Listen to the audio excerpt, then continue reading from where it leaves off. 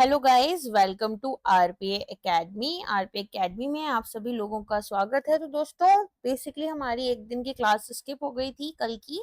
And Sunday को तो ऐसा सच आपको पता ही है, कोई खास न्यूज़ हमारे पास थी नहीं। हमने वीकली करंट अफेयर्स में सारी चीजें कवर कर ली थी। तो आज हम लोग बाकी बचा हुआ जो पोर्शन है वो कवर करने वाले हैं। तो स्टार्ट करते हैं आज की क्लास के साथ में। सबसे पहली न्यूज क्या है आज है सबसे पहली न्यूज आपकी एसबीआई के फाइनेंशियल ईयर। अब आप सभी को पता है फाइनेंशियल ईयर एंड होता है, उसके बाद एनुअल रिपोर्ट्स वगैरह बनने में कुछ समय लग जाता है। एंड अकॉर्डिंगली यहाँ पर देश का सबसे बड़े बैंक जो कि आपका एसबीआई है, अब उसकी यहाँ पर फाइनेंशियल परफॉर्मेंस के बारे में बात होगी।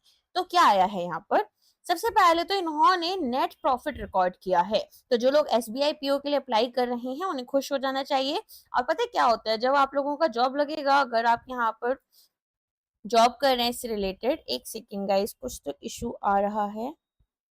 दो इस क्लासेस कैसे स्ट्रीमलाइन हो रही हैं, एक मिनट। हाँ हाँ जी, तो आई थिंक यहाँ पर ना दो क्लासेस आपकी लाइव हो गई हैं। मैंने एक क्लास लाइव पर किया था, और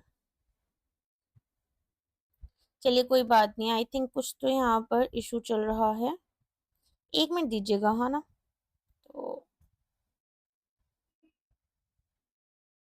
चलिए इतने हम लोग अपना न्यूज कवर करते हैं। हाँ, तो होता क्या है बेसिकली कि अब एसबीआई जैसे आप लोगों का आएगा, अगर आप एसबीआई में जॉब कर रहे हैं और आपको सैलरी मिल रही है, तो आपको ना एक पीएलआई मिलता है जो कि आपका परफॉर्मेंस लिंक्ड इंसेंटिव रहता है। एंड इफ एसबीआई के प्रॉफिट्स अच्छे हैं तो डेफिनेटली आपको भी यहाँ पर एक अच्छी इनकम अर्न करने के लिए मिल जाती है, राइट। तो ये काफी एक अच्छी चीज है जो कि यहाँ पर आपके एम्प्लॉयज को भी बेनिफिट्स देते हैं। चलिए नेक्स्ट, अगर हम बात करें हमारी नेक्स्ट न्यूज किस बारे में है, तो यहाँ पर नेक्स्ट न्यूज है हमारी, सॉरी, ये वाला जो रिकॉर्ड नेट प्रॉफिट है ये है हमारा 70,901 करोड़ रुपए। 70,901 करोड़ रुपए जो है वो रिकॉर्ड किए गए हैं यहाँ पर नेट प्रॉफिट हमारा। और हमारे पास इंडिया का ये जो मोस्ट प्रॉफिटेबल कंपनी बन चुकी है for the third consecutive year. Banking company नहीं है, प्रॉफिटेबल कंपनी है। मतलब सारी कंपनीज में सबसे ज्यादा प्रॉफिट यही लेकर आ रही है। कितना ला रही है? 70,901 करोड़ रुपए। ठीक है। अगर प्रॉफिट ग्रोथ की बात करें कि भाई ओवर द इयर्स यहाँ पर क्या प्रॉफिट ग्रोथ रही है, तो ये आपकी 52,000 टाइम्स जो है इंक्रीज हुई है फ्रॉम 1.36 करोड़ रुपीज। मतलब 1955 में यहाँ पर इनका जो प्रॉफिट था वो 1.3 करोड़ रुपीज था। इन्फ्लेशन वगैरह भी ऐड कर लोगे, स्टिल ये अमाउंट बहुत बड़ा है। अगर नेट प्रॉफिट डॉलर्स में बात करें तो 0.9.2 बिलियन यहाँ पर इसका नेट प्रॉफिट रहा है, जो कि काफी सारी कंट्रीज की तो पता है जीडीपी भी नहीं होती है जितना हमारा एसबीआई का प्रॉफिट बन गया है। अगर हम बात करें डिविडेंड की, तो यहाँ पर इन्होंने 8,076.84 करोड़ रुपीज डिविडेंड पे किया है सेंट्रल गवर्नमेंट को। डिविडेंड क्या होता है? कोई भी कंपनी अपने प्रॉफिट का एक हिस्सा अपने शेयर होल्डर को देती है, और सेंट्रल गवर्नमेंट भी यहाँ पर शेयर होल्डर है, तो ये डिविडेंड के फॉर्म में दिया जाता है। ठीक है। और एक फाइनल डिविडेंड इन्होंने जो निकाला है, बाकी जो शेयर होल्डर्स हैं जैसे कि minority share holders and other share holders, उनको ये मिलेगा 15.90 पर इक्विटी शेयर। मतलब अगर आपके पास एक शेयर है एसबीआई का, एसबीआई का एक शेयर आई थिंक 800 से 900 रुपए के बीच में रहता है। ओके, अभी थोड़ा मार्केट ऊपर नीचे चल रहा है तो कुछ ऊपर नीचे हो गया होगा। एंड इस पर आपको डिविडेंड कितना मिल रहा है? 15.90 रुपीज का यहाँ पर डिविडेंड मिल रहा है। बैलेंस शीट ग्रोथ की अगर हम बात करें, तो टोटल डिपॉजिट्स जो यहाँ पर आए हैं वो इनके पास आए हैं 53.82 लाख करोड़ रुपीज। मतलब जनता ने यहाँ पर, हमारे देश की जनता ने 53.82 लाख रुपीज यहाँ पर डिपॉजिट करे हैं। और जो लोन्स इन्होंने दिए हैं, ठीक है, एडवांसेस होते हैं कि हम किसी को लोन दे रहे हैं, तो ये एडवांसेस हैं आपके 41.63 लाख करोड़ रुपीज। अच्छा, इसके अलावा 22.5% जो टोटल डिपॉजिट का है और 19.4% जो टोटल क्रेडिट का है, मतलब जो इन्होंने यहाँ पर लोगों को लोन्स या फिर क्रेडिट कार्ड्स के थ्रू पैसा दिया है, और जो इनके पास डिपॉजिट आए हैं, ठीक है, वो यहाँ पर इनके कितने हैं? अगर हम सभी बैंक से कंपेयर करें, सभी शेड्यूल्ड कमर्शियल बैंक से, तो 22.5% तो इनके पास डिपॉजिट्स है, राइट। और 19.4% टोटल क्रेडिट है। बोल सकते हैं कि अप्रोक्सीमेटली 1/5 के अराउंड यहाँ पर इंडिया का डिपॉजिट इनके पास है, और इंडिया को जो क्रेडिट इन्होंने दिया है वो भी इनकी तरफ से जो ओवरऑल सभी शेड्यूल कमर्शियल बैंक ने दिया है इनका गया है। अब अगर हम बात करें, इन्होंने दो मेजर प्रोग्राम्स निकाले। पहला है नेक्स्ट लीप, जो कि यहाँ पर एम्प्लॉय एंगेजमेंट के ऊपर फोकस कर रहा है, और दूसरा है super SBI great to greater, जो कि स्किल डेवलपमेंट के लिए है। अगर एसबीआई पीओ का एग्जाम देने जा रहे हो तो ये पढ़ लेना, right, SBI PO, SBI clerk. चलो नेक्स्ट अगर हम बात करें, इन्होंने ग्राहक मित्रास जो हैं वो डिप्लॉय करे हैं 4,500 ब्रांचेस पर, ताकि ऑल्टरनेटिव बैंकिंग चैनल्स को भी ये प्रमोट कर पाए। तो यहाँ पर इनके 3 मेजर इनिशिएटिव्स के बारे में ये लोग बात कर रहे हैं। तो एसबीआई पीओ में अगर जीए का एग्जाम होता है तो इस पर से क्वेश्चन आने के चांसेस भी बहुत ज्यादा बढ़ जाते हैं। अच्छा, ग्राहक मित्र बेसिकली क्या होते हैं? तो ये ना यहाँ पर पर्सनल्स हैं, लोग हैं जिनको हर एक ब्रांच में लेकर आया गया है कि भाई कस्टमर्स को यहाँ पर आप हेल्प करो कि किस तरीके से वो डिजिटल बैंकिंग चैनल्स को यूज कर सकते हैं, सेल्फ सर्विस यूज कर सकते हैं कि खुद से अपनी पासबुक प्रिंटिंग मशीन से पासबुक यूज कर ली, एटीएम्स यूज करना सीख जाए, योनो बैंक यहाँ पर यूज करें, उनका योनो ऐप रहता है ना एसबीआई का, तो उससे रिलेटेड है ये।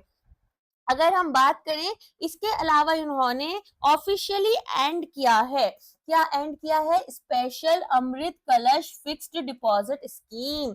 तो यहाँ पर इनकी अमृत कलश फिक्स्ड डिपॉजिट स्कीम जो है वो अब बंद हो चुकी है। तो यहाँ पर भी इन्होंने ये स्कीम क्यों लेकर आए थे? ये जो हमारा ये अमृत वाला काल था ना, 75th ईयर ऑफ इंडिपेंडेंस, उसके टाइम पर ये लोग लेकर आए थे। तो अमृत कलश स्कीम एक फिक्स्ड डिपॉजिट स्कीम है जो कि 2023 में आई थी, और यहाँ पर 400 दिन का इनका टेन्योर था एफडी का, ठीक है। तो सभी कैटेगरीज के लिए अवेलेबल थी, और यहाँ पर स्पेशल रेट्स इन्होंने किसके लिए दिए थे? यहाँ पर सीनियर सिटीजन के लिए, स्टाफ मेंबर्स के लिए और स्टाफ पेंशनर्स के लिए, ठीक है। तो अब ये स्कीम जो है वो इनकी बंद हो चुकी है। नेक्स्ट अगर हम बात करें पार्टनरशिप्स की और इन्वेस्टमेंट की, भाई एसबीआई कहाँ कहाँ पार्टनरशिप कर रहा है और कहाँ कहाँ से इसकी इन्वेस्टमेंट्स जो है क्या हो रही हैं। तो SBI life insurance company limited और विद्या नीति एलएलपी, ये दोनों को यहाँ पर ज्वाइंटली दोनों ने मिलकर एक्वायर करा है नेशनल हाईवे इंफ्रा ट्रस्ट। कितने रुपए के लिए? 1100.61 करोड़ रुपीस के लिए। अब यहाँ पर इन दोनों का, एसबीआई लाइफ इंश्योरेंस और विद्या नीति का मिलाकर 4.25% का स्टेक है, मतलब इतनी शेयर होल्डिंग इनकी है।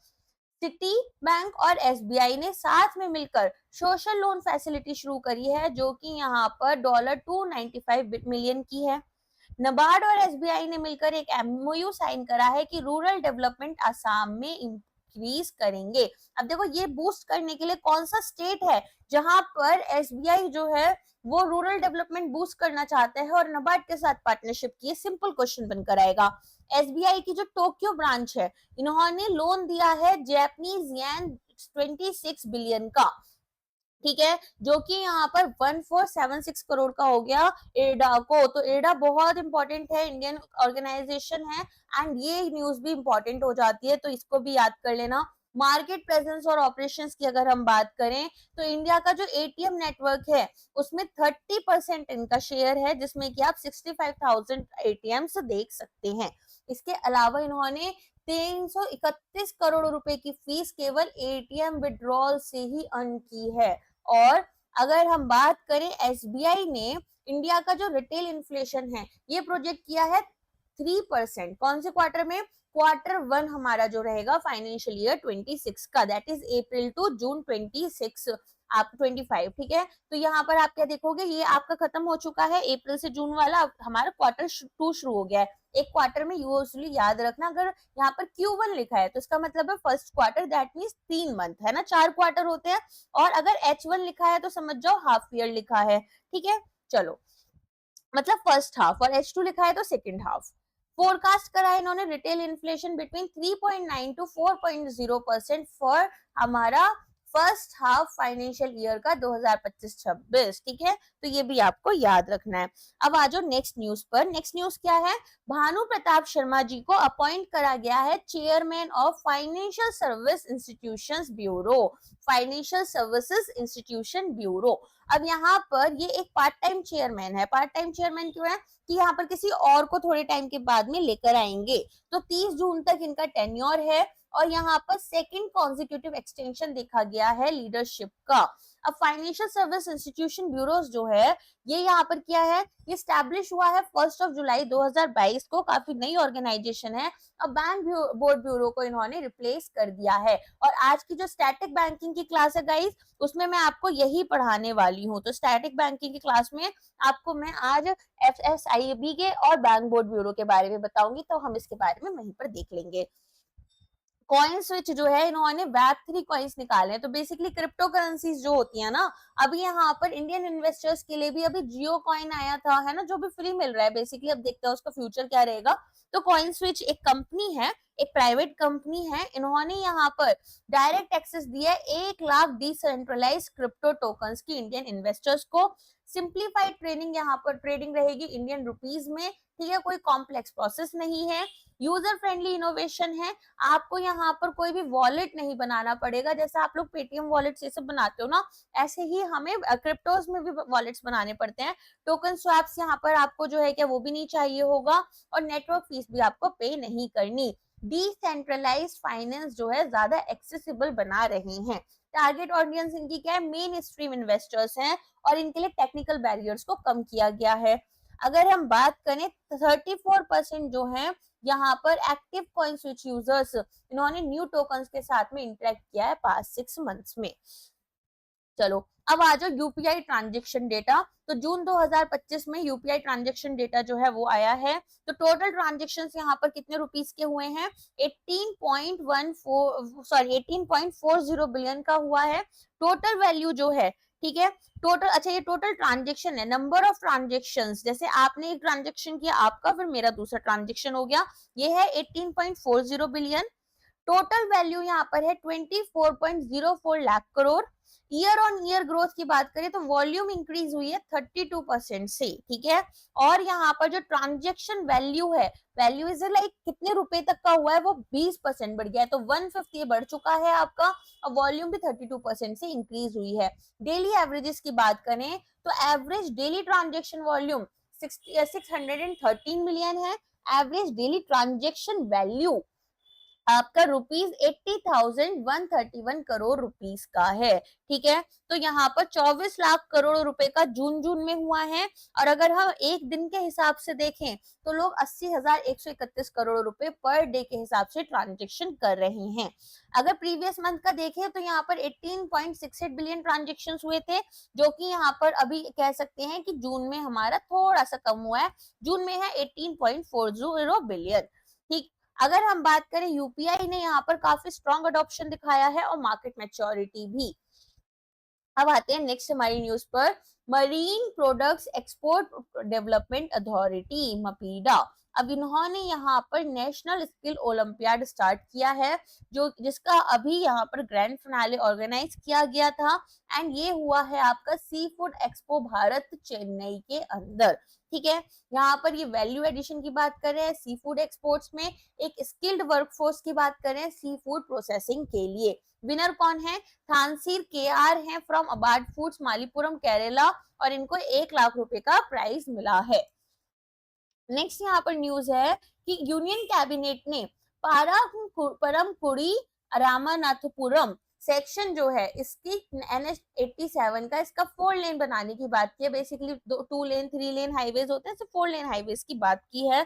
तो यहाँ पर प्रोजेक्ट डिटेल्स क्या है कि हमारा NH87 जो है तमिलनाडु में, इसमें परमकुड़ी रामानाथपुरम सेक्शन जो है ये 4 लेन कंस्ट्रक्शन होगा। टोटल कैपिटल कॉस्ट आपकी 1853 करोड़ रुपीस लगेगी। हाइब्रिड एन्युटी मोड यहाँ पर रहेगा और यहाँ पर ये मदुरै, परमकुड़ी, रामानाथपुरम, मंडपम, रामेश्वरम और धानुषकोडी को कवर करेगा, ठीक है। इतने एरियाज को कवर करेगा। पिलग्रिमेज एरिया है, यहाँ भगवान की जो पूजा वगैरह होती है। रामेश्वरम के बारे में तो आपको वैसे भी पता ही होगा।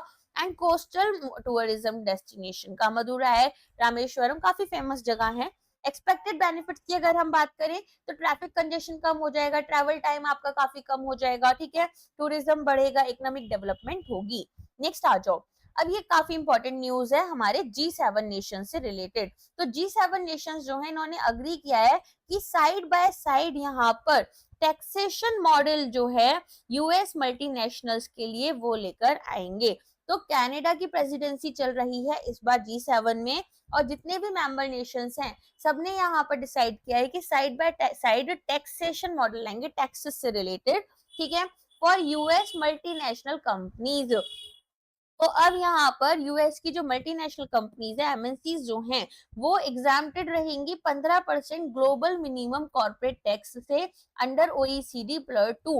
मतलब अब इन्हें 15% जो कॉर्पोरेट टैक्स मिनिमम पे करना था उससे इनको एग्जाम्पशन मिल जाएगा।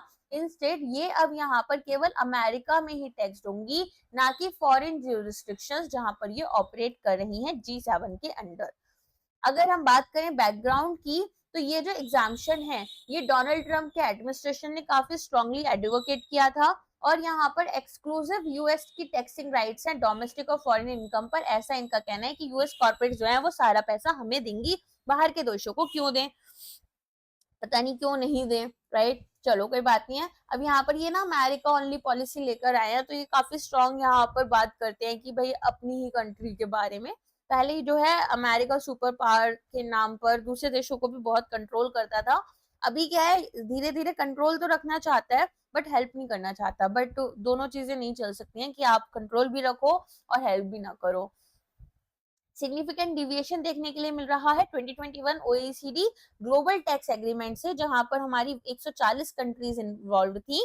तो यहाँ पर इन्होंने पिलर 1 में बोला था कि हम रीअलोकेट करेंगे taxing rights over large MNCs, ठीक है। और पिलर 2 में इन्होंने बोला था कि 15% ग्लोबल मिनिमम कॉर्पोरेट टैक्स जो है वो आपको पे करना है, ताकि आप प्रॉफिट शिफ्टिंग या टैक्स बेस इरोजन ना करो। आप यहाँ पर टैक्स हेवंस बनाकर दूसरी कंट्रीज में, ठीक है, क्या करते हैं शेल कंपनीज खोल लेते हैं, और वहां पर एक्चुअल रियल ट्रांजेक्शन कुछ नहीं होगा, बस ऐसा दिखाएंगे कि वहां से ट्रांजेक्शन हुआ है, और फिर कुछ ना कुछ जो पैसा होता है ना वो टैक्सेस से बच जाते हैं। तो उस चीज के लिए यहाँ पर इस पिलर 2 को लेकर आए थे ओईसीडी में, बट अब यहाँ पर G7 के अंडर इन्होंने मना कर दिया कि यूएस की कंपनीज ऐसा नहीं करेंगी। नेशन वाइड टेस्टिंग हुई है indigenous cell broadcast disaster alert system की। तो आप लोगों के फोन में एक मैसेज इस तरह से आ जाता है, लास्ट ईयर तो मेरे फोन में आया था, साल तो पता नहीं, अब ट्रू कॉलर्स वगैरह आ गए हैं तो ये लोग मैसेजेस स्पैम में डाल देते हैं। एनीवेज यहाँ पर क्या आता है आपके भी देखो इस तरह का कुछ अलर्ट है डिजास्टर्स का, है ना। तो मान लो कि किसी जगह पर कुछ लैंडस्लाइड्स हुई, जैसे केरला में लैंडस्लाइड हुई थी और लोग सो रहे थे उन्हें पता नहीं चला और काफी लोग मर गए थे, ठीक है, काफी लोग मिले भी नहीं उसके बाद में।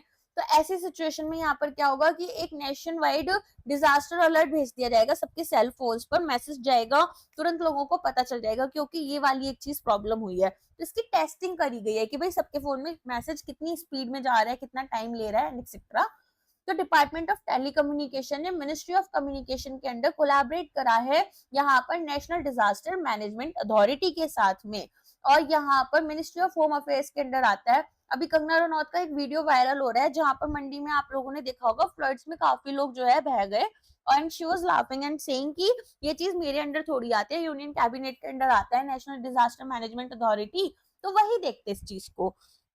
तो अब आप देख लेना किसके अंडर आता है, मिनिस्ट्री ऑफ होम अफेयर्स के अंडर आता है। ओके चलो अब यहाँ पर नेशन वाइड टेस्टिंग की जा रही है indigenous cell broadcast disaster alert system की। सी ऐसे इश्यूज पर अगर हमारे एमपीज हंस रहे हैं, इट मींस लोगों के लाइफ की ना इंडिया में एक्चुअली कोई वैल्यू नहीं रही है। समवेयर बहुत ही ज्यादा ये न्यूज ना हटा दी जाती है, इन पर फोकस नहीं किया जाता है। दूसरी कंट्रीज में अगर जितने लोग हमारे यहाँ एक दिन में मर जाते हैं ना, उतने लोग मर जाए तो इमरजेंसी आ जाती है, और हमारे यहाँ ऐसे लोग मरते रहते हैं और हमारे देश में कोई फर्क नहीं पड़ता।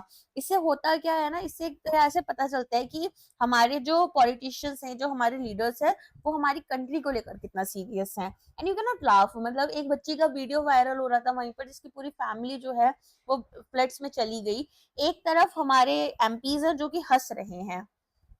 सिस्टम फीचर्स की बात करें तो इंस्टेंट अलर्ट्स भेजे जाएंगे सभी के मोबाइल फोन्स में एक स्पेसिफिक ज्योग्राफिकल एरिया में नेचुरल डिजास्टर्स के टाइम पर या फिर इमरजेंसीज के टाइम पर। जैसे एसएमएस आता है, ठीक है, जो कि इंडिविजुअली भेजा जाएगा। ये मैसेजेस साइमल्टेनियसली सभी डिवाइसेस में टारगेटेड एरिया में दिए जाते हैं। वो जो एक पॉपअप आता है ना वैसा, डेवलपमेंट एंड डिप्लॉयमेंट की अगर हम बात करें तो सी डॉट जो है, ठीक है, centre for development of telematics Bangalore, इन्होंने इसको डेवलप किया है। कॉम्प्लीमेंट्री है ये, एसएमएस बेस्ड सैचेट पोर्टल जो है वो भी डिजास्टर अलर्ट्स देगा, तो ये दोनों मिलकर देंगे।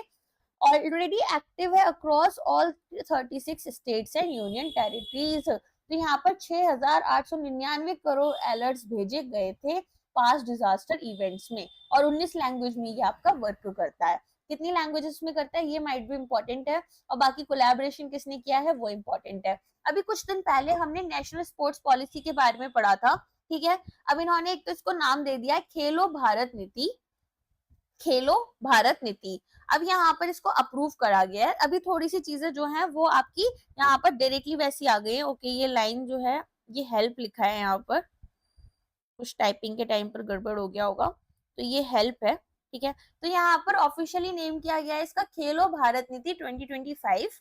अब यहाँ पर इन्होंने बेसिकली चीजें ना हिंदी में ले आते हैं। अब वो हिंदी मराठा, हिंदी कन्नड़, ये सारी लड़ाइयां हो रही हैं, तो कहीं ना कहीं आप हिंदी में लेकर आओ, डेफिनेटली लेकर आओ, बट इंग्लिश वाले नाम को भी ना इतना अंडरमाइन मत करो।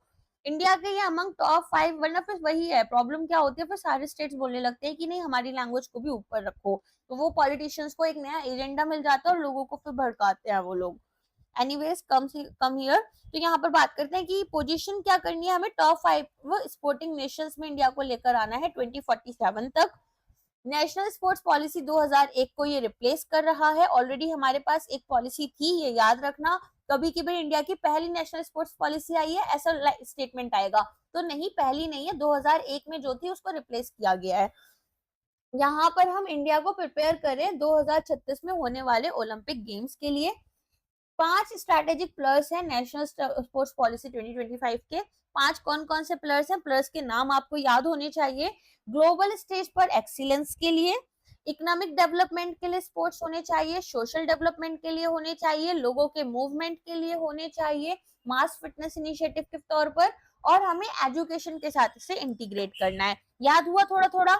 हमें खुद को एक्सीलेंट बनाने, ग्लोबल स्टेज में टॉप 5 नेशंस में लेकर आना है, तो हमारा जो ग्रास रूट पर टैलेंट है, ठीक है, उसको हमें नर्चर करना है और एलीट लेवल्स तक लेकर आना है।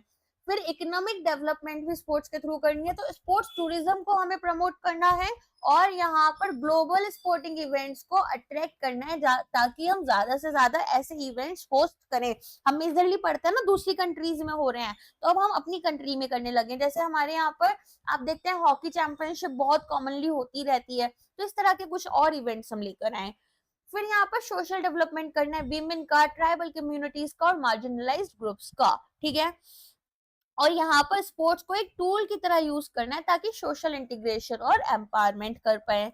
इसके बाद में पीपल्स मूवमेंट होना चाहिए, कम्युनिटी पार्टिसिपेशन की बात करें स्पोर्ट्स में और फिजिकल एक्टिविटीज में, और इसको इंटीग्रेट करना चाहते हैं एजुकेशन के साथ में, तो यहाँ पर हमारी जो नेशनल एजुकेशन पॉलिसी है उसके साथ ये अलाइन करेगा और स्कूल करिकुलम का एक इंटीग्रल इंपॉर्टेंट पार्ट बन जाएगा। ओके, तो इस तरीके से हमारे पास क्या आता है, इस तरीके से हमारे पास आई है नेशनल स्पोर्ट्स पॉलिसी। नेक्स्ट आ जाओ। Ministry of information and broadcasting ने लॉन्च किया है वेवएक्स स्टार्टअप चैलेंज।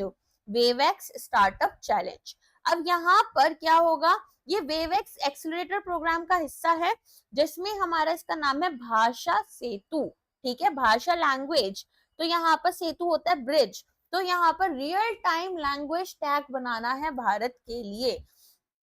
तो एआई पार्ट सॉल्यूशंस लेकर आएंगे, रियल टाइम ट्रांसलेशन हो पाए, ट्रांसलिटेशन हो पाए, वॉइस लोकलाइजेशन हम कर पाए, और 12 से ज्यादा इंडियन लैंग्वेजेस को ये कवर कर ले, ठीक है। तो अब हम यहाँ पर जो लैंग्वेज है, अगर किसी को नहीं आती है, हम दूसरे स्टेट में जा रहे हैं, तो इजीली यहाँ पर क्या कर सकते हैं, यहाँ पर रियल टाइम ट्रांसलेशन कर सकते हैं, ट्रांसलिटेशन कर सकते हैं। ट्रांसलिटेशन का क्या मतलब होता है, आप इसको टेक्स्ट से, ठीक है, एक आपका टेक्स्ट होगा किसी एक स्क्रिप्ट में, इसको आप दूसरे स्क्रिप्ट में लिख सकते हो। जैसे हिंदी में कोई चीज लिखी हुई है उसको आपने इंग्लिश में कर दी, और वाइस वर्सा।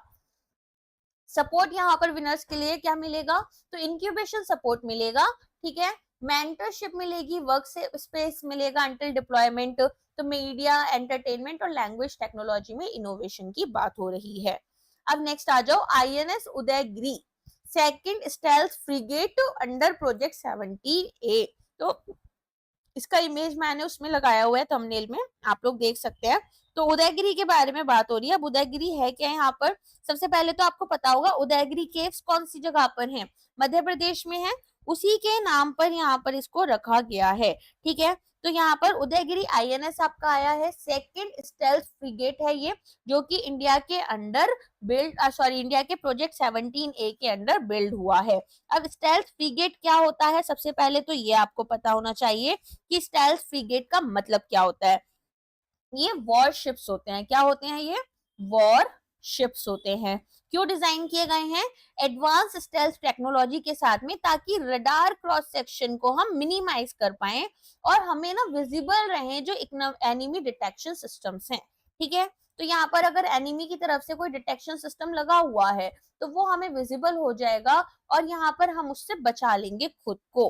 ठीक है, चलो अब अगर मैं बात करूं प्रोजेक्ट 17A क्या है, वो भी आपको पता होना चाहिए।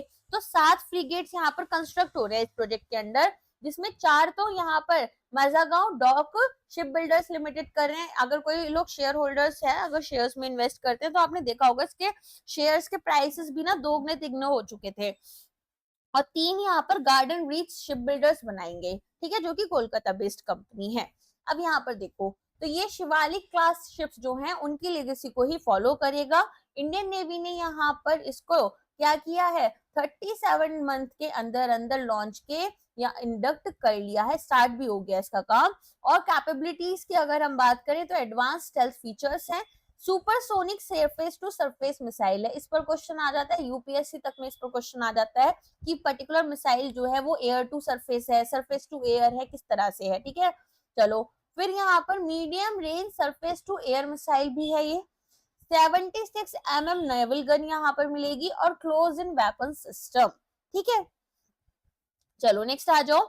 अभी आप बहुत दिन से इस स्कीम के बारे में पढ़ रहे थे, एम्प्लॉयमेंट लिंक्ड इंसेंटिव स्कीम। ये भी यूनियन कैबिनेट ने अप्रूव कर दी है। तो ये यूनियन बजट 2024-25 का पार्ट थी। टोटल यहाँ पर अगर हम बात करें तो ये बोल रहे हैं 3.5 करोड़ जॉब्स हम कवर करेंगे 2 साल के अंदर। और बजट आउटलेस के लिए प्रोवाइड किया गया है 99 करोड़ रुपीज।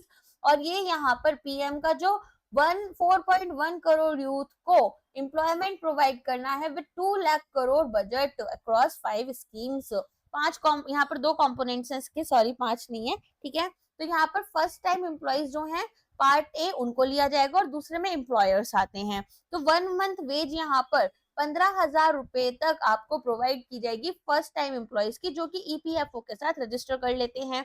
अब ये आपको 2 इंस्टॉलमेंट में मिलेगी। पहला मिलेगा आपको 6 महीने की जब सर्विस आपकी कंप्लीट हो जाएगी और दूसरा जब 12 महीने की सर्विस आप कंप्लीट कर लेते हो।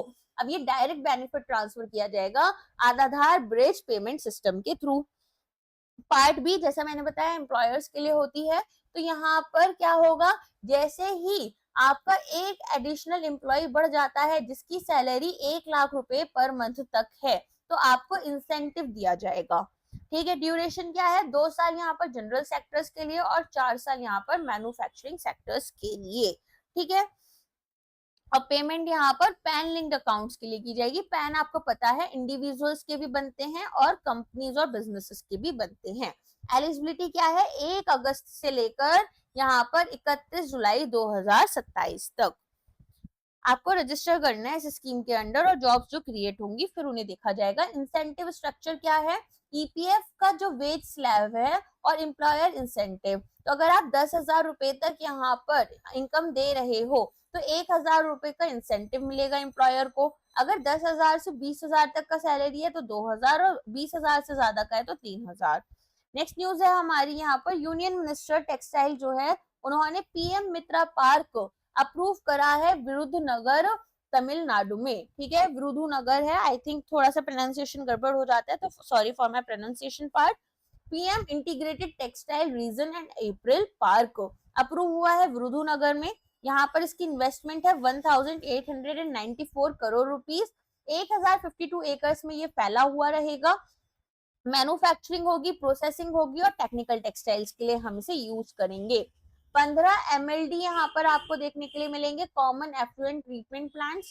0 लिक्विड डिस्चार्ज यहाँ पर होगा। ठीक है। तो यहाँ पर ऐसा नहीं है कि नदियों में आप जो है लिक्विड डिस्चार्ज कर देते हो और नदियों को गंदा कर दो। 5 MLD सीवेज ट्रीटमेंट प्लांट्स भी बनाए जाएंगे और 10,000 वर्कर्स को यहाँ पर अकोमोडेट किया जाएगा।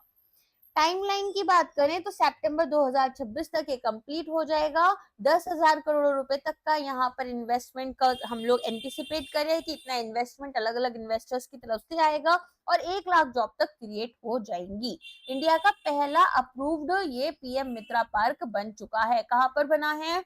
तमिलनाडु के विरुधुनगर में बना है। कब तक कंप्लीट हो जाएगा? सितंबर 2026 तक हो जाएगा। कितना अमाउंट यहाँ पर इन्वेस्टमेंट में ये एंटिसिपेट कर रहे हैं? 10,000 करोड़। कितनी जॉब्स? 1 लाख जॉब्स। ठीक है। अच्छा, ये यहाँ पर मार्च में जो आपका स्टार्ट हुआ था, ज्वाइंटली लॉन्च किया गया था। सीएम एमके स्टालिन और यूनियन मिनिस्टर पीयूष गोयल ने इसको स्टार्ट किया था। ये 5 ईयर प्लान का यहाँ पर हिस्सा है जो कि इंडस्ट्रियल इनोवेशन और सस्टेनेबिलिटी को बूस्ट करने की बात करता है। 21st स्टीयरिंग कमेटी मीटिंग हुई है प्रोजेक्ट एलिफेंट की। तो यहाँ पर ये आपका कहाँ पर हुई है? देहरादून में हुई है, Indira Gandhi national forest academy में। इन्होंने बात की है कि जो हमारा ह्यूमन एलिफेंट कॉन्फ्लिक्ट होता है उसको मिटिगेट करा जाए ताकि इंसिडेंट्स जो हैं, जैसे कि बहुत बार यहाँ पर एलिफेंट्स अटैक कर देते हैं ह्यूमन बींग्स के ऊपर। क्यों कर देते हैं? क्योंकि उनकी यहाँ पर रहने की जगह हमने क्या करी है, कहीं ना कहीं हमने एनक्रोचमेंट की है उनके यहाँ पर, राइट। तो वो चीज की वजह से वो लोग परेशान होते हैं और फिर यहाँ पर ह्यूमन एलिफेंट कॉन्फ्लिक्ट देखने के लिए मिलती है।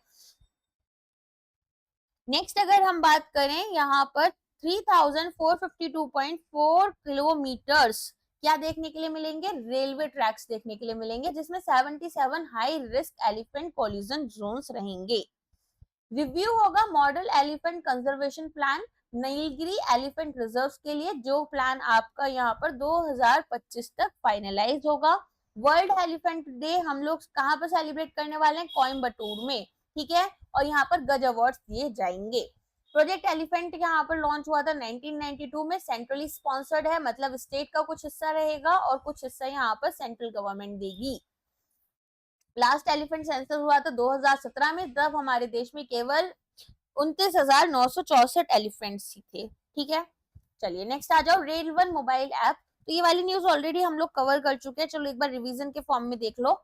तो यहाँ पर unreserved platform ticket booking, live train tracking, e catering, grievance redressal, porter और टैक्स बुकिंग, ये सारी की पैसेंजर सर्विसेज हम कवर करेंगे। अगर बात की जाए यहाँ पर जो भी टिकट बुकिंग है वो आईआरसीटीसी के अंडर होगी। डेवलप होगा centre and railway information system के थ्रू। रेल कनेक्ट को हम यहाँ पर सपोर्ट करेंगे और यूटीएस लॉग इन क्रेडेंशियल्स को, ठीक है। सिंगल साइन ऑन रहेगा एमपिन के थ्रू, बायोमेट्रिक ऑथेंटिकेशन होगा। एंड्रॉइड और आईओएस प्लेटफॉर्म्स पर ये आपके लिए अवेलेबल है। पैसेंजर रिजर्वेशन सिस्टम जो है वो इसका यहाँ पर ये पार्ट है। Rail one app 1.5 lakh bookings तक हैंडल कर पाएगा एक बार में और 40,000 क्वेरीज भी पर मिनट सॉल्व कर लेगा, ठीक है। चलो नेक्स्ट आ जाते हैं अब हम। मल्टीपल लैंग्वेजेस जो हैं वो भी सपोर्ट की जाएंगी for wider accessibility. First Asian Indian cruise dialogue inaugurate हुआ है चेन्नई पोर्ट पर, जिसमें कि आप देखेंगे इवेंट हाइलाइट्स आपके लिए क्या है यहाँ पर। तो इनॉग्रेशन किया है यूनियन मिनिस्टर सरबंदा सोनोवाल ने। Held aboard at the MV Empress at Chennai port. Participants 10 Asian member nations इसके पार्टिसिपेंट्स हैं। Brunei, Cambodia, Indonesia, Laos, PDR, Malaysia, Myanmar, Philippines, Singapore, Thailand और वियतनाम। अगर हम बात करें यहाँ पर टाइमोर लेस्टी ने भी पार्टिसिपेट किया था। 10 एशियन मेंबर नेशंस का ना नाम रट लेना, ये आपको पता होना चाहिए। इसमें से आपके पास क्वेश्चन आते हैं कि इनमें से कौन सा एक मेंबर नहीं है, तो कौन से मेंबर्स हैं ये आपको पता होगा, तो इसका आंसर तो आप सिंपली दे ही पाओगे। नेक्स्ट अगर हम बात करें प्राइमरी ऑब्जेक्टिव्स क्या है, तो maritime cooperation between Asia, India और एशियन कंट्रीज के बीच में। क्रूज कनेक्टिविटी की बात हो रही है इंडो पैसिफिक रीजन में। डिपार्टमेंट ऑफ टेलीकम्युनिकेशन जो है इन्होंने गाइडलाइंस निकाली है कैप्टिव नॉन पब्लिक नेटवर्क्स की। तो यहाँ पर आप अपना खुद का प्राइवेट 4G और 5G नेटवर्क जो है वो सेटअप कर सकते हैं। सीएनपीएन जो है वो आपके ऑपरेट होते हैं टेलीकॉम सर्विस प्रोवाइडर्स जैसे वोडाफोन, एयरटेल हो गए। डायरेक्ट स्पेक्ट्रम असाइनमेंट हो जाएगी गवर्नमेंट के थ्रू। डिमांड देखी जाएगी कि भाई यहाँ पर सरल संचार पोर्टल यूज कर कि एंटरप्राइजेस के पास कितनी डिमांड आ रही है, अकॉर्डिंगली इनको यहाँ पर अप्रोप्रिएट फ्रीक्वेंसी बैंड्स अवेल कराए जाएंगे। नेक्स्ट न्यूज हमारी है इलेक्ट्रिसिटी सेफ्टी डेट 2025, जो कि यहाँ पर न्यू दिल्ली में ऑर्गेनाइज किया गया था। सीईए ने कोलैबोरेशन किया बॉम्बे सबर्बन इलेक्ट्रिक सप्लाई के साथ में। थीम क्या है यहाँ पर, smart energy safe nation theme आपकी है, ठीक है। तो यहाँ पर की हाईलाइट सबके लिए क्या क्या है, सबसे पहले वो देख लेते हैं, एक second guys. Union minister of state जो है, ठीक है, क्या नाम है इनका, श्रीपद येसो नायक। इन्होंने क्या किया है, इन्होंने यहाँ पर इलेक्ट्रिसिटी सेफ्टी मैस्कॉट निकाला है सुरक्षा शक्ति के नाम से। मैस्कॉट्स क्या होते हैं, जैसे आपने ओलंपिक्स वगैरह में मैस्कॉट्स देखे होंगे ना, किस तरीके से यहाँ पर उन्होंने इसको निकाला है। ये डे आपका कब सेलिब्रेट ऑब्जर्व हुआ है, जून 26 में, ठीक है। और यहाँ पर फर्स्ट एडिशन आपका इलेक्ट्रिकल सेफ्टी हैंडबुक का भी इन्होंने रिलीज किया है। मैस्कॉट यहाँ पर अवेयरनेस फैलाएगा इलेक्ट्रिकल सेफ्टी किस तरीके से हो सकती है एंगेजिंग और रिलेटिव वे में, ठीक है। तो आपको याद रखना है इलेक्ट्रिसिटी सेफ्टी मैस्कॉट क्या नाम है इसका, ये आपको याद रखना है। डे के ऊपर क्वेश्चन नहीं आएगा इसमें, आपके पास क्वेश्चन जो आएगा वो मैस्कॉट के ऊपर ही आ सकता है कि इसका नाम क्या है, ठीक है। तो ये काफी फनी सा भी है, अगर आपने देखा हो उसको, ऐसे कर कर ना इलेक्ट्रिसिटी का इन्होंने कुछ कुछ कर कर इसके हाथ पैर बनाए हैं, ऐसा ऐसा कर करके, ऐसा गोल, फिर थोड़ा सा तो फनी है इस तरह से है, ठीक है। और यहाँ पर फिर प्रॉपर हैंड्स वगैरह करके दिए हैं। हाँ, ये अगर आपको लग रहा है कि मेरी ड्राइंग खराब है तो ये बिल्कुल ऐसे ही बना हुआ है। चलो अब हम बात कर लेते हैं हमारे कोर्सेज की। सबसे पहले बात करते हैं हमारे करेंट अफेयर्स कोर्स की। तो यहाँ पर आपके लिए RBI, NABARD, IRDA, SEBI, PFRDA से रिलेटेड हम बेस्ट करेंट अफेयर कोर्स आपको प्रोवाइड करते हैं। इन कोर्सेज में हम आपको मंथली मैगजीन्स प्रोवाइड करते हैं, तो आपके पास एग्जाम में आने वाले हर तरह के करेंट अफेयर्स को हम इसमें कवर करते हैं। फिर क्या होगा, फिर यहाँ पर जैसे आपकी एक महीने की मैगजीन आई, आपने पढ़ा, इसमें से भी अब हम 150 बेस्ट एमसीक्यूज निकालते हैं 7 पार्ट्स में, जिसमें कि हम आपको यहाँ पर एमसीक्यूज देते हैं कि आप इन्हें सॉल्व करो ताकि आपका रिवीजन हो जाए। और क्या करते हैं, हम आपको ऑल्टरनेट डे पर यहाँ पर डिस्क्रिप्टिव आंसर राइटिंग प्रोवाइड करते हैं। तो अगर आप कोई भी ऐसे एग्जाम दे रहे हो जिसमें कि आपका डिस्क्रिप्टिव राइटिंग आएगा, जैसे एसबीआई पीओ में आपके पास आता है ना, तो अब आपको एसेस वगैरह लिखने हैं, बट करेंट अफेयर्स बहुत बड़ी हेल्प करते हैं। आरबीआई के एग्जाम में तो ईएसआई वगैरह से रिलेटेड आपके पास क्वेश्चंस आते ही हैं। तो यहाँ पर हम आपको अलग अलग एग्जाम्स के क्वेश्चंस प्रोवाइड करते हैं, जिसके थ्रू आपको यहाँ पर प्रैक्टिस अच्छी हो जाती है। अब इन्हें रिव्यू कौन करता है आंसर्स को, ये सोल्यूशंस आपके हम ही लोग रिव्यू करते हैं, हमारी टीम रिव्यू करती है, और आपको यहाँ पर 1-to-1 फीडबैक प्रोवाइड किया जाता है। इसके अलावा हम आपको एडिटोरियल एज देते हैं, जिसमें मंथली रिव्यू और एनालिसिस की जाती है। इसके अलावा और हम आपको क्या प्रोवाइड करते हैं, यहाँ पर हम आपको सेबी के, आरबीआई के सर्कुलर मैगजीन्स भी प्रोवाइड कर रहे हैं, ठीक है। मान लो आपको कोई एग्जाम है जो कि स्टार्ट हुआ था नवंबर में, और नोटिफिकेशन आया, मतलब एग्जाम जो है उसका नवंबर में स्टार्ट हुआ, जनवरी में उसका मेंस है, एग्जाम्पल लो, तो ऐसी सिचुएशन में हम आपको जनवरी की मैगजीन फ्री देंगे, अलग से कोई कॉस्ट नहीं लगेगी उसकी। इसके अलावा आपको पता है आईएफएससीए का नोटिफिकेशन आने वाला है, पीएफआरडीए का ऑलरेडी आ चुका है। तो अगर आप चाहते हो कि आप हमारे साथ में प्रिपरेशन करो, तो हम आपको पीडीएफ कोर्सेज प्रोवाइड करते हैं, जिसमें कि हम आपके phase 1, paper 2, phase 2, paper 1 and paper 2 का सारा कोर्स कवर कर रहे हैं। आपके सारे सब्जेक्ट्स हम यहाँ पर कवर करते हैं। डिस्क्रिप्टिव इंग्लिश गाइडेंस हम आपको प्रोवाइड करते हैं, एसे, प्रेसी, कॉम्प्रिहेंशन, जिसमें हम आपको कुछ एसेस जो हैं, ठीक है ना, वो यहाँ पर हम आपको मॉडल आंसर एसेस देते हैं, कुछ क्वेश्चंस हम आपको अलग से देते हैं जिसको आप प्रैक्टिस करते हो, फिर हम आपको रिव्यू भी करके देते हैं। तो हमारे अभी तक ये बहुत अच्छा रिकॉर्ड रहा है कि जितने भी ऐसे में आपको क्वेश्चंस देखने के लिए एग्जाम में मिलेंगे, वो कहीं ना कहीं हमारे एसेस से ही कवर होते हैं। प्रीवियस ईयर क्वेश्चंस की बात करें तो वो भी हम आपको प्रोवाइड करेंगे सोल्यूशंस के साथ में। डाउट सॉल्विंग सेशंस और स्ट्रेटेजी गाइडेंस हम आपको यहाँ पर 1-to-1 भी प्रोवाइड करते हैं, and 5 mock test for phase 1 paper 2 और 5 मॉक टेस्ट फेज 2 पेपर 1 के लिए हम प्रोवाइड करते हैं। प्राइसेस की बात करें तो इसका प्राइस केवल 4999 है। अगर आप सेबी ग्रेड ए का कोर्स लेना चाहते हो तो वो भी हम आपको प्रोवाइड करते हैं, phase 1 paper 2, phase 2 paper 1 and paper 2। अच्छा, जो पीडीएफ कोर्स हम आपको प्रोवाइड करते हैं उसमें जो मॉक टेस्ट आपके रहते हैं डिस्क्रिप्टिव वाले, तो आप हमें लिखकर फोटो भेजो, या फिर आप हमें मेल कर सकते हो अपनी डॉक्यूमेंट हमारे जीमेल अकाउंट पर, या फिर यहाँ पर जो मॉक टेस्ट है, ठीक है ना, जो आपके एमसीक्यूज बेस्ड होते हैं, वो आप हमारे प्लेटफॉर्म पर भी लगा सकते हो। और अगर अभी तक आपने आरपी एकेडमी ऐप ज्वाइन नहीं किया है तो पहले तो उसे ज्वाइन कर लो, टेलीग्राम चैनल पर हमें फॉलो कर लो, ताकि आपको सारी अपडेट्स मिल जाए, पीडीएफ मिल जाए इस लेक्चर्स की, ठीक है। इसके अलावा हम आपको रिवीजन शीट्स प्रोवाइड करते हैं जिनको आप अपने फोन में यहाँ पर डाउनलोड कर कर प्रिंट भी कर सकते हो। बाकी क्या है, आप एप्लीकेशन पर डाउनलोड कर कर ऑफलाइन एक्सेस तो कर सकते हो बट उन्हें प्रिंट नहीं करा सकते हो, ठीक है। एंड यहाँ पर 5 मॉक टेस्ट हम आपको प्रोवाइड कर रहे हैं आपके फेज 2 के लिए, और यहाँ पर phase 1 paper 2 and phase 2 paper 1 and phase 2 paper 2 के लिए। इसके अलावा सेबी ग्रेड ए और पीएफआरडीए का भी कॉम्बो कोर्स हम आपको प्रोवाइड करते हैं। Again topic wise notes, revision sheets आपको मिलती हैं और मॉक टेस्ट यहाँ पर मिल जाते हैं, ठीक है। तो अगर आप हमारे साथ जुड़ना चाहते हैं तो आप अपनी क्वेरी भी टेलीग्राम पर भेज सकते हैं। सारे लिंक्स हमने डिस्क्रिप्शन बॉक्स में प्रोवाइड किए हैं। आई होप लेक्चर आपको पसंद आया होगा। अगर पसंद आया है तो लाइक, शेयर और सब्सक्राइब करना ना भूलें। अब मिलते हैं कल हमारे नए लेक्चर के साथ में। Thank you.